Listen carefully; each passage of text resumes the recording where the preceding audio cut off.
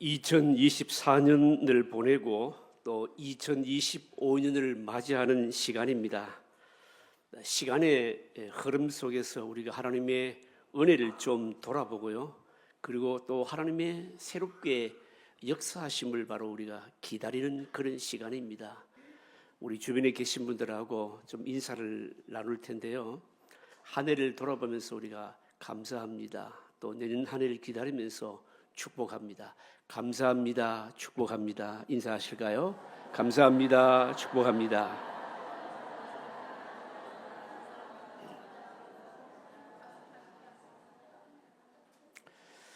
(2024년) 우리가 한 해를 보내면서 감격할 만한 일이 많지 않을 수도 있습니다. 전쟁으로 인해서 세계 경제가 여러분 다 어렵고요. 경제가 어렵다 보니 우리가 자꾸 찡그리는 삶을 살게 되고 기쁨을 잃어버릴 수가 있습니다. 정치 사회적으로 보아서도 너무 불확실하고요. 그리고 혼란스러운 것밖에 없는 그런 한 해가 아니었나 생각이 듭니다.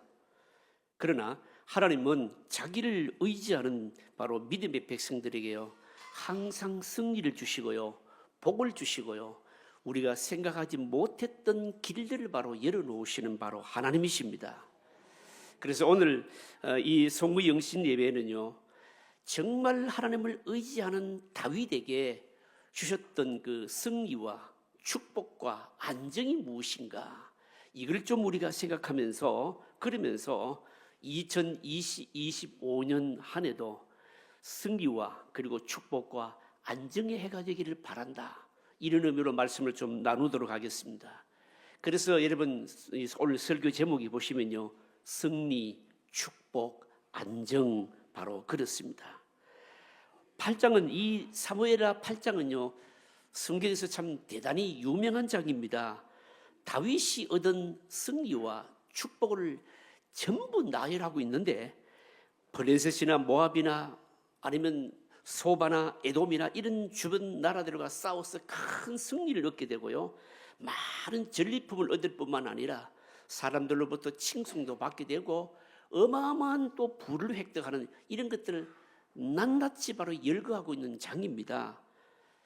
무엇이 다윗으로 하여금 이런 결과를 얻었는지 이걸 우리가 좀 살펴보면서 2025년도도 승리와 축복과 안정의 한 해가 될 수 있기를 축복하는 겁니다.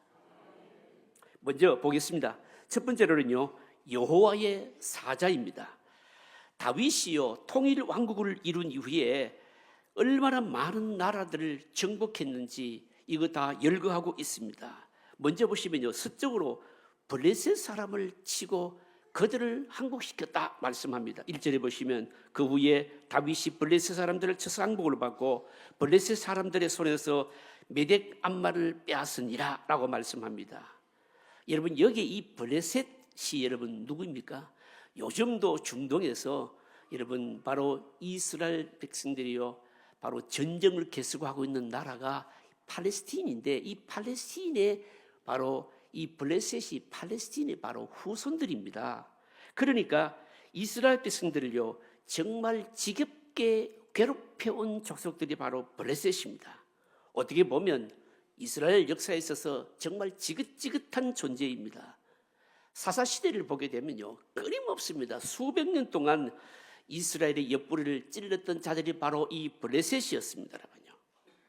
이 블레셋은요, 이스라엘 나라에서 가장 가까이 자리 잡고 있었고 이스라엘보다도 훨씬 우수한 철기 문명을 가지고 있었고 도시 국가를 형성하고 있었고 이스라엘 백성들이요, 그렇게 갖기를 원했던 평지에 자리 잡고 있었던 바로 그런 족속들이었습니다. 그러니까 바로 그 블레셋을 다윗이 정복했다라고 하는 것입니다. 다윗 때에 비로소 블레셋은 가시 없는 선인장처럼 되었다. 우리에게는 이것이 확 와닿지 않을는지 모르지만 이스라엘 백성들에게는 이것은요, 어마어마한 바로 승리인 것입니다. 그리고 계속 말씀합니다. 동쪽으로는요, 다윗이요, 모압을 정복했다라고 말씀합니다. 우리가 성경을 잘 알지 않습니까? 모압 족속은 이스라엘 백성들이 광야 여정 중에요, 집단으로 죄에 빠지게 만들었던 자들인 겁니다.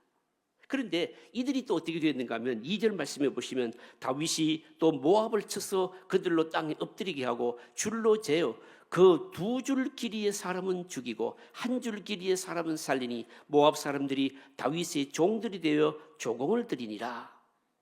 여러분, 학교에서 아이들을 줄 세울 때는요, 키가 작은 아이들을 앞에 세웁니다. 그래야 여러분 볼 수 있거든요. 그런데 여러분, 군에서는요, 군인들을 줄 세울 때는요, 그렇게 세우지 않고 키 큰 사람부터 앞에서 세웁니다. 여러분, 왜 그럴까요?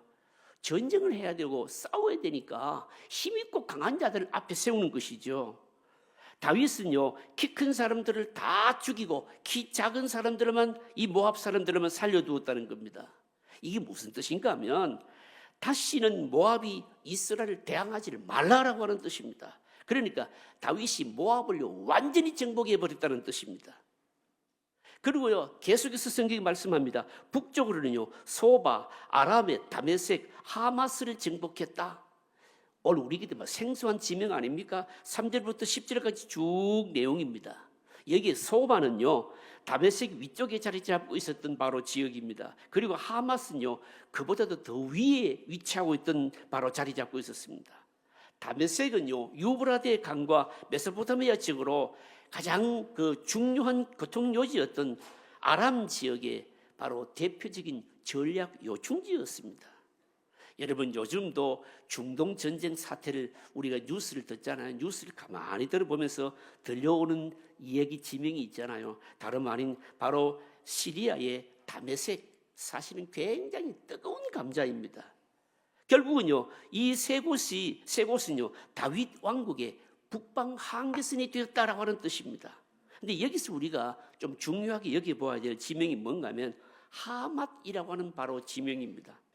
민수기 13장 21절에 보시면요, 이에 그들이 올라가서 땅을 정탐하되 신광야에서부터 하맛 어기까지 르홉에 이르렀고라고 이렇게 말씀합니다. 근데 이게 무슨 말씀인가 하면 이스라엘이 가나안 땅을 정복하기 전에, 들어가기 전에 바로 가데스 바네아에서 정탐꾼을 보내지 않습니까? 정탐꾼들이 가서 가나안 땅을 어디까지 정탐했는지를 말씀하는 내용입니다.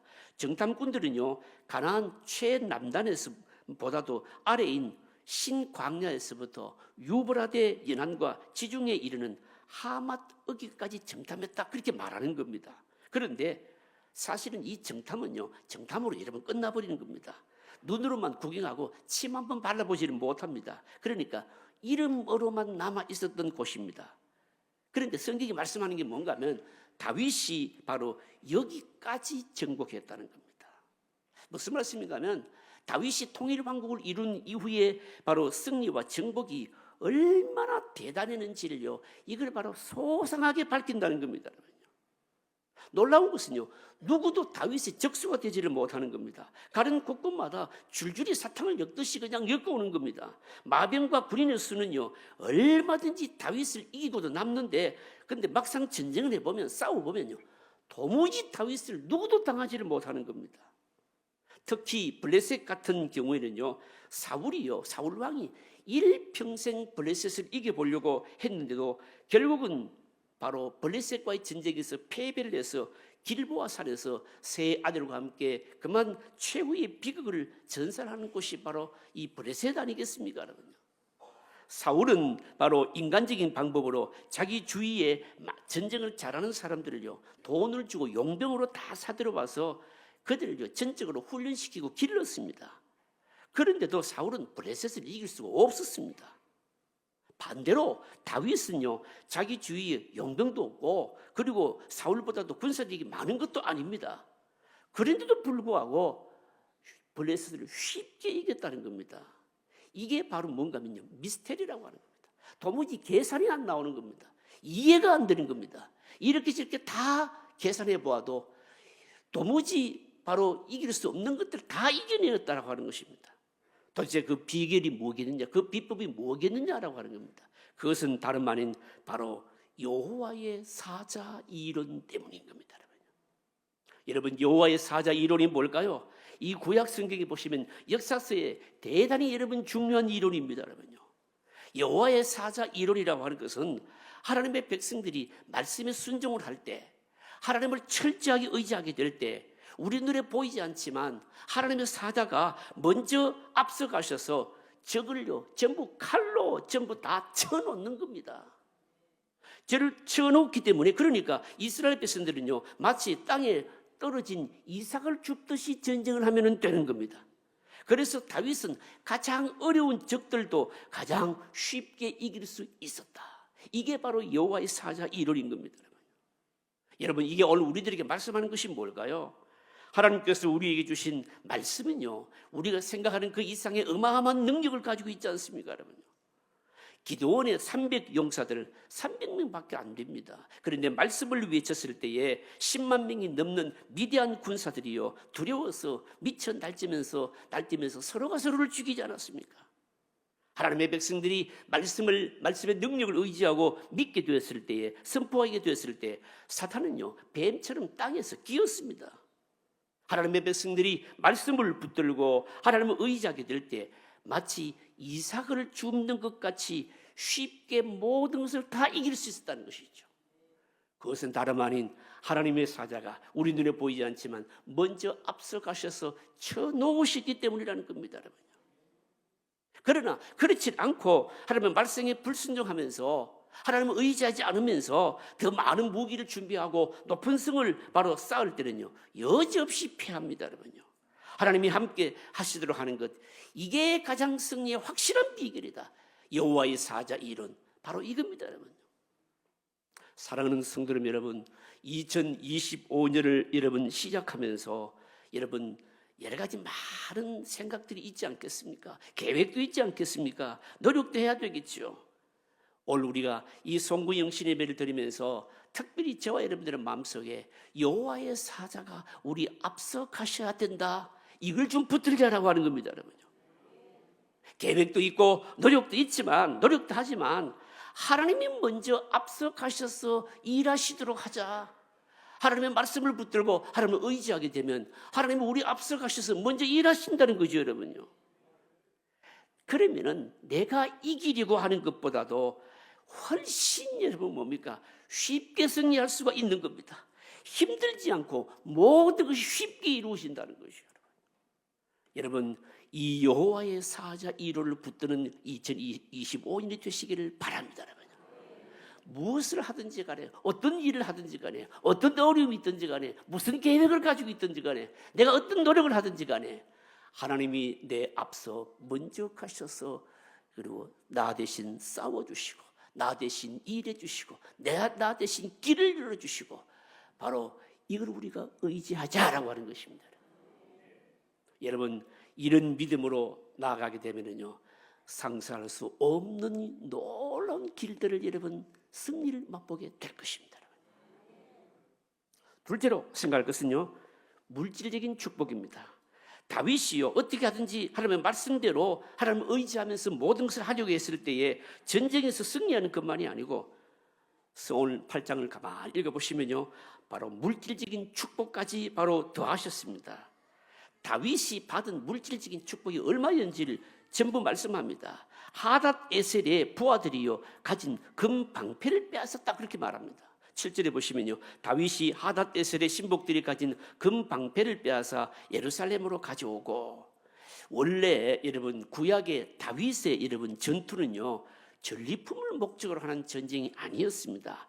그 당시의 전쟁은 모두가 다 전리품을 챙기는 것이 목적이었는데, 그런데 다윗의 전쟁은요 전리품을 챙기는 전쟁이 아니었고 악을 방지하고 약자를 보호하는 것이 목적이기 때문에 전리품을 얻는 것과는 상관이 없었습니다. 하나님은 이처럼 사심 없는 다윗에게요 물질적인 복을 주신 겁니다. 하닷 에셀을 치니까요 그 부하들이 가지고 있던 금 방패를 가지고 막 들고 온 겁니다, 여러분요. 그뿐만이 아닙니다. 이 하닷 에셀이 지배하던 많은 바로 노스를 또 빼앗게 됩니다. 8절 말씀 보시면 또 다윗 왕이 하닷 에셀의 고을 베다와 베로드에서 매우 많은 노스를 빼앗으니라. 여러분, 이게 뭔가 하면요 바로 먼저 하나님은 나라와 그 의를 구할 때 주시는 바로 복인 겁니다. 전리품을 가지는 것은 여러분 죄가 되지를 않습니다. 왜냐하면 이것들은 하나님께 주시는 일종의 승리된 선물 아니겠습니까? 그러나 주의해야 될 것이 있습니다. 전리품 그 자체가 목표가 되면 안 되는 겁니다. 하나님의 뜻에서 돌아서서 돈이나 명예나 이렇게 자꾸 챙기려고 하면요, 하나님의 은혜를 잃어버릴 가능성이 많습니다. 그런데 우리는 돈이나 명예나 이런 것은요, 없는 것으로 생각하고 늘 하나님 앞에서 가난하고 겸손한 마음이 되어야 됩니다. 그런 마음이 되면 하나님께서 우리에게 더 물어주신다라고 하는 겁니다. 이게 오늘 우리들이 다윗이 얻은 복이고요, 우리가 누려야 될 복인 겁니다. 놀랍게도요, 다윗이요 하닷 에셀을 쳤을 때에 주위의 사람들로부터 많은 칭송과 선물까지 받게 됩니다. 9절 10절의 말씀이 그렇게 말씀합니다. 하맛 왕 도이가 다윗이 하닷 에셀의 온 군대를 쳐서 무찌르다 함을 듣고 도이가 그의 아들 요람을 보내 다윗 왕에게 문안하고 축복하게 하니, 이는 하닷 에셀이 도이와 더불어 전쟁이 있던 터에 다윗이 하닷 에셀을 쳐서 무찌름이라. 요람이 은그릇과 금그릇과 놋그릇을 가지고 온지라. 이게 무슨 말씀인가 하면, 하닷 에셀이라고 하는 사람은요, 이거는 완전히 깡패 두목 같은 사람이었습니다. 자기가 가지고 있는 힘을 가지고요, 힘을 가지고 주위의 모든 나라들을 공격해서 좋은 것은 다 빼앗아오는 사람이었거든요. 바로 이런 사람이, 깡패 두목 같은 사람이 하닷 에셀이었는데, 다윗이요 이런 사람을 딱 치니까요, 그냥 주위에 있는 사람들이 너무너무 좋아서 다윗에게 막 선물을 막 보내게 되었다는 겁니다. 그래서 다윗은요 또다시 물질을 얻게 되었다는 겁니다. 그러니까 덤으로 마구 더하여 주는 물질적인 축복, 거기에다가 사람들로부터 칭송까지 받게 되었다는 겁니다. 무슨 말씀일까요, 여러분요? 하나님께서 한번 여러분 자신을 의지하는 사람들, 말씀을 붙들고 믿음으로 사는 사람들에게는요, 복을 주시려고 하게 되면요, 우리가 원치 않아도 말입니다, 덤으로 막 주듯이 막 쏟아 부어 주셨다라고 하는 겁니다. 얼마나 놀라운 복입니까, 여러분? 우리는요 어떤 것을 얻으려고 아웅다웅합니다. 얻으려고 아웅다웅한 것이 아니라 하나님의 나라에 합한 자의 모습, 뭘까요? 하나님을 신뢰하면서, 하나님을 의지하면서 하나님 앞서가셔서 싸우시도록 하는 것, 그 믿음이지요. 그렇게 하게 되었을 때 원치 않았던 덤으로 주시는 승리뿐만이 아니라 물질적인 것도 주시고요, 다른 사람으로부터 칭송까지 받게 하시고요. 이게 뭡니까? 그의 나라와 그의 의를 구하는 자에게 주셨던 하나님의 복이라는 거죠, 여러분요. 우리들이 여러분 애를 써서 노력해서 자꾸 얻으려고 하지 말고 하나님이 주시도록 하자는 거죠, 여러분요. 그런데 보통 사람 같으면요, 이 정도로 물질적인 축복을 받으면요 어떻게 할까요? 그 다음에는요, 남은 여생을 고생하지 않고 어떻게 하면 편안하게 먹고 살까, 이걸 생각하지 않겠습니까? 그런데 다윗은요 이렇게 덤으로 막 승리와 복을 막 얻었을 때 바로 뭘 생각했는가 하면요, 그 중심이 바로 하나님께 있었습니다. 11절로 12절 말씀에 오시면 이렇게 말씀합니다. 다윗 왕이 그것도 여호와께 드리되, 이 말씀이 대단히 중요합니다. 다윗 왕이 그것도 여호와께 드리되, 이게 무슨 말씀입니까?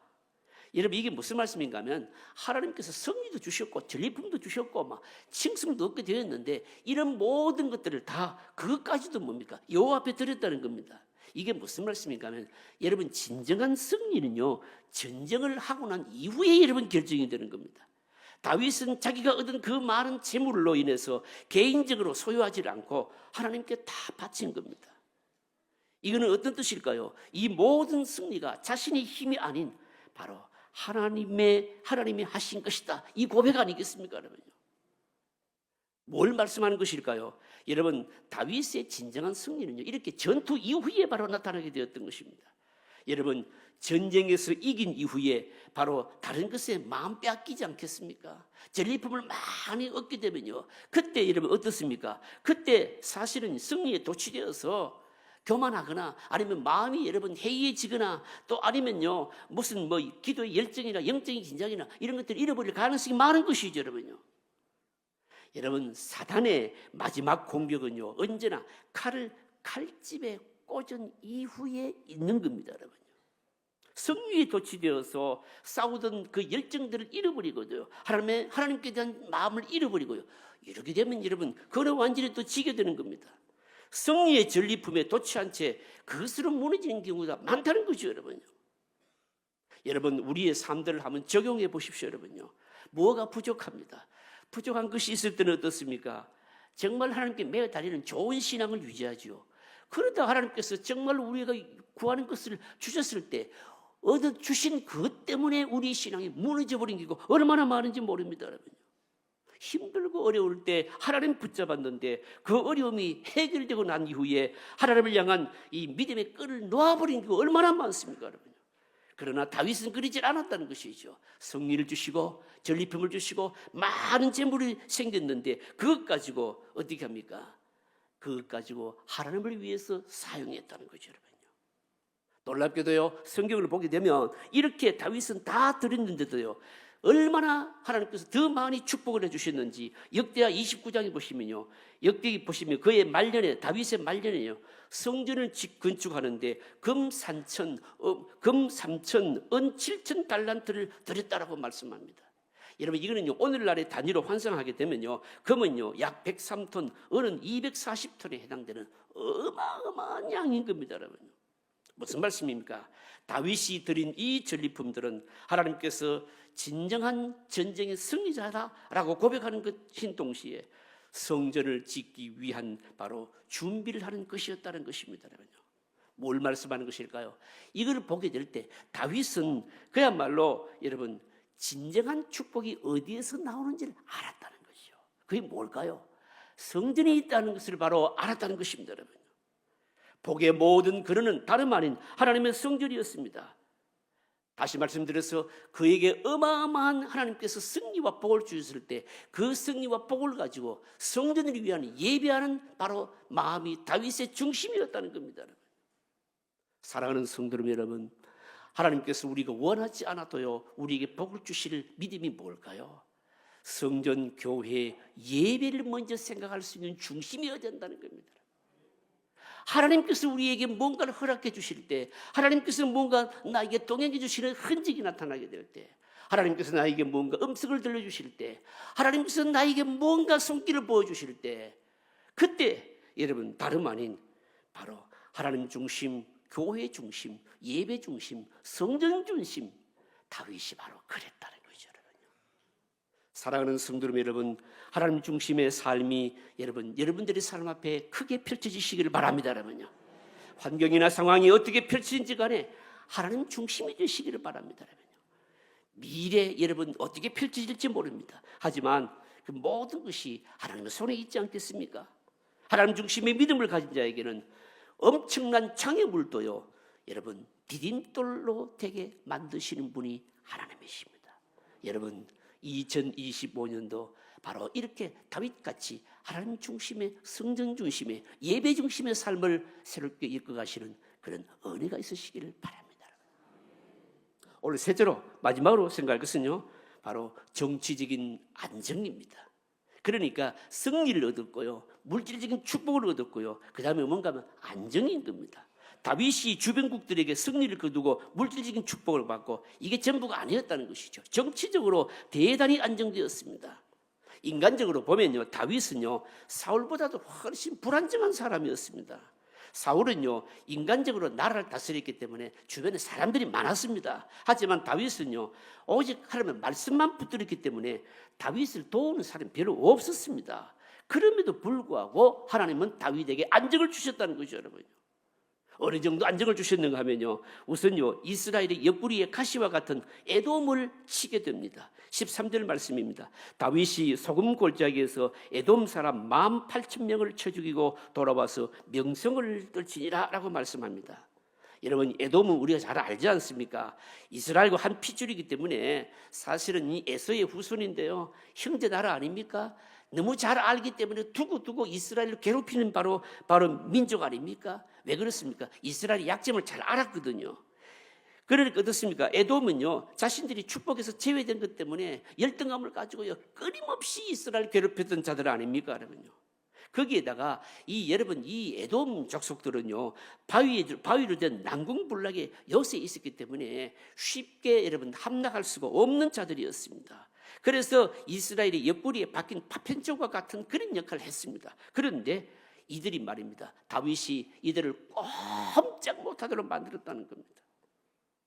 하나님께서 다윗으로 하여금 에돔 사람을 무려 18,000명을 쳐 죽이게 했는 겁니다. 이스라엘 역사상 이런 일은 여러분 없었던 것입니다. 여러분. 에돔을 친다라고 하는 것은 요즘 여러분 우리가 이 중동 전쟁에 대해서 뉴스를 자주 접하지 않습니까? 지금 여러분 중동 전쟁에서 이스라엘이 전쟁을 하면서 어려움을 겪는 것이 여러분 뭡니까? 전부 여러분 이 세력들이요 지하 땅굴 깊은 곳에서 여러분 바로 땅굴을 파고 무장을 하고 있지 않습니까, 여러분요? 얼마나 여러분 전쟁하기가 힘들겠습니까? 그와 똑같다고 생각하시면 됩니다. 인간의 힘으로는요 정복한다는 것이 불가능합니다. 하나님께서 함께 하셔야만이 가능한 일입니다. 이런 에돔을 바로 이게 쳐냈다는 거 아닙니까, 여러분요? 그뿐만이 아닙니다. 다윗의 통치 영역이요 곳곳에 미치게 됩니다. 15절을 보시면요, 15절 상반절을 보시면 다윗이 온 이스라엘을 다스려라고 이렇게 말씀합니다. 여기 온 이스라엘 다스렸다. 굉장히 중요한 의미를 가지고 있는 겁니다. 다윗의 통치가 미치지 않는 곳이 없었다는 겁니다. 다윗은요, 여러분 처음에 왕이 될 때 유다 지파만의 바로 지지로 왕위에 올랐습니다. 그리고 7년 6개월이 지난 이후에 이스라엘 12지파 모두에 바로 왕이 되지 않습니까, 여러분요? 그런데도 불구하고 다윗의 통치가 미치지 않는 곳이 없었다. 무슨 말씀인가 하면 아주 견고한 정치적인 안정이 이루어졌다는 겁니다. 여러분, 다윗이 이렇게 정치적인 안정까지 다 얻은 이유가 여러분 뭘까요, 여러분요? 오늘 여러분 이 설교의 가장 핵심은요 바로 지금 이 부분입니다, 여러분요. 그러니까 어떻습니까? 바로 어느 누구도 상대할 수 없을 정도로 다 전쟁에서 이기게 되었고요. 그뿐만이 아닙니다. 물질적인 축복도 생각하지 못한 어마어마하게 받게 되었고요. 다윗이 온 이스라엘 다스렸다. 그러니까 정치적인 안정도 얻게 되었고요. 이 모든 것에 바로 원인이 어디에 있겠냐라고 하는 겁니다. 어디에 있는가 하면요, 오늘 여러분 6절 하반절에 보시면 이렇게 말씀합니다. 다윗이 어디로 가든지 여호와께서 이기게 하시니라. 14절 하반절에 보시면 다윗이 어디로 가든지 여호와께서 이기게 하시니라. 이게 무슨 말씀입니까? 승리가, 전쟁의 승리가, 물질적인 축복이 또 아니면요 정치적인 안정이요 다 여호와께서 바로 함께 하시기 때문에 주셨다고 하는 겁니다, 여러분요. 다윗의 힘도 아니고 지혜도 아니고 경험도 아니라는 겁니다. 여호와께서 이기게 하셨다는 겁니다. 그러면 어디를 가든지 여호와께서 다 이기게 하신 도대체 그 이유가 뭐겠느냐라고 하는 겁니다. 그 이유가 뭘까요, 여러분요? 그 이유는요 다윗이 철저하게 하나님을 의지했다는 겁니다. 여러분, 다윗이 하나님을 얼마나 의지했을까요? 하나님을 얼마나 의지했는가 하면 여러분 전쟁에서 승리를 하고 난 이후에 그의 모습을 보면 알 수 있습니다. 어디인가 하면요 4절입니다. 여러분 4절만 같이 한번 읽어보실까요? 4절을 같이 읽겠습니다. 그에게서 마병 1700명과 보병 20000명을 사로잡고 병거 100대의 말만 남기고 다윗이 그 외의 병거의 말은 다 발에 힘줄을 끊었더니, 이게 무슨 말씀입니까? 전쟁을 하고 나서 막 어마어마한 전리품을 말과 병거를 전리품을 얻었습니다. 이 수많은 전리품 가운데 발의 힘줄을 다 끊어버렸다는 겁니다. 여러분 고대 전쟁에서는요 병거는요 이거는요 말은요 그야말로 전쟁의 큰 무기 아닙니까? 큰 힘입니다. 그런데 그 얻은 노획물을요 전리품에 발에 힘줄을 다 끊어버렸다는 겁니다. 이게 무슨 말씀입니까?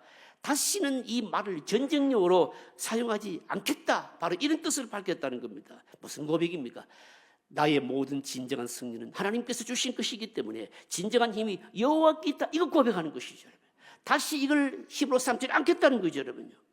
여러분 그래서 시편 20편 7절에 보시면요, 어떤 사람은 병거, 어떤 사람을 말을 의지하나 우리는 여호와 우리 하나님의 이름을 자랑하리로다.